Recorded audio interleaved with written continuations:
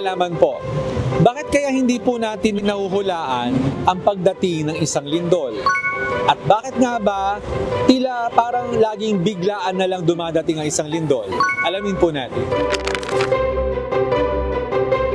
Ang lindol ay nagmumula sa biglaang paggalaw ng mga tectonic plates sa ilalim ng lupa. Ang mga plates na ito ay parang mga piraso ng malaking puzzle sa ating mundo na patuloy na gumagalaw. Kapag ang stress o tensyon sa pagitan ng mga ito ay umabot na sa sukdulan, doon nagaganap ang lindol.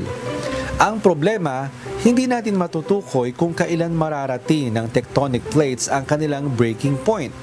Wala itong warning signs tulad ng bagyo na may forecast o pattern.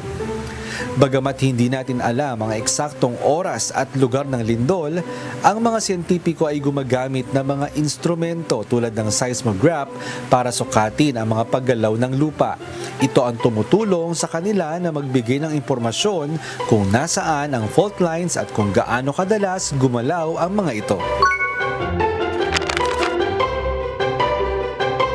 Kaya mahalaga po ang paghahanda dahil hindi po natin alam kung kailan darating ang isang lindol. Mas mabuti ng maghanda kaysa magsisi bandang huli.